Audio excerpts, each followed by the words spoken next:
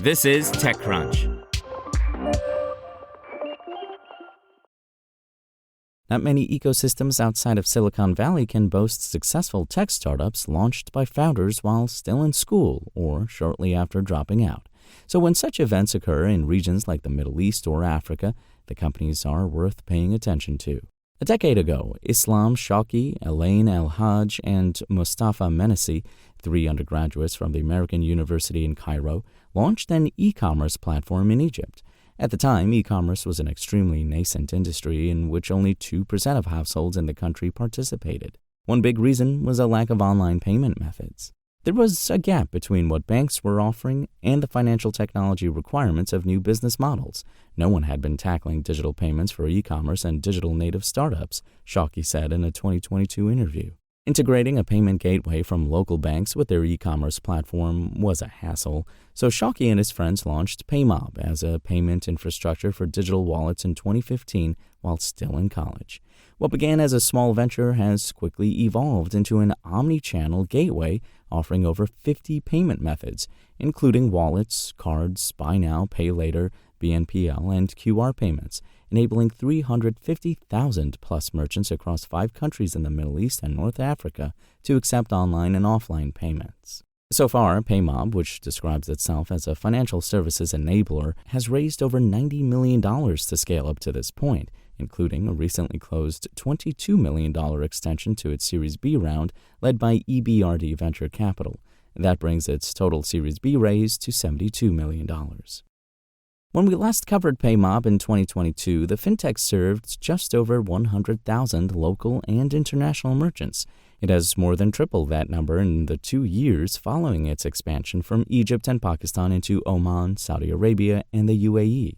Paymob's initial $50 million Series B round in 2022, co-led by PayPal Ventures, which participated in the extension round, spurred this expansion.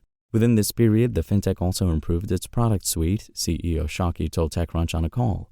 It launched an app for small and medium businesses, SMBs, and introduced payment methods like embedded checkout experiences and products like lending and advanced settlements. We help businesses accept, pay, manage, and grow. Those are the 4 divisions that we have. Acceptance is the engine and the core business, and we cross-sell everything based on it, Shawki explains.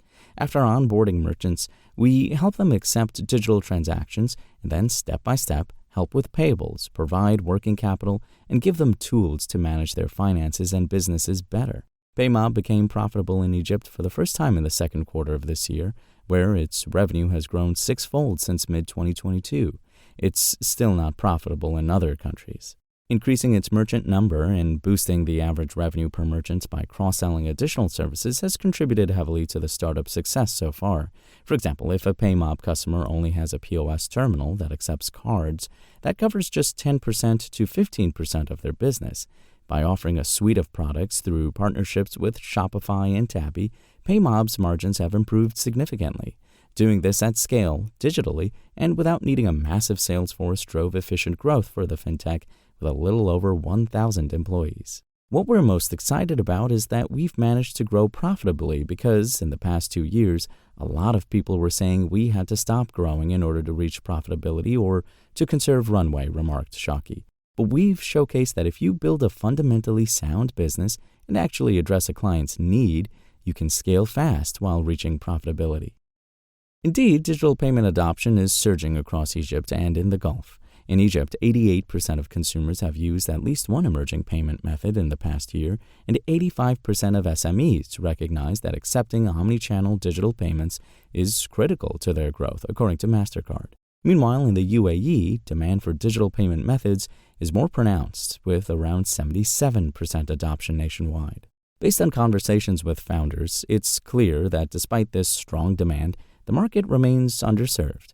As such, fintechs that have expanded into the UAE, like Paymob and local players like Zina, which we covered last week, are racing to fill the gap by offering tailored solutions to 500,000 merchants, tapping into the country's growing appetite for digital payments. As an illustration of this explosion in demand, Paymob offers only an online acceptance product in the UAE, yet in just 14 months, its transaction volume in the UAE has grown to match the size of its entire Egyptian business, which took 5 years to build. Reasons for that rapid growth in the Middle Eastern country include higher purchasing power, currency strength, and the larger share of digital wallets compared to cash usage. Nevertheless, Egypt remains its largest market. Shawky is confident that fintech's suite of products aimed at advancing a cashless society and combined with the government's and central bank's efforts will help Egypt reach the same level of digital payment adoption seen in the UAE.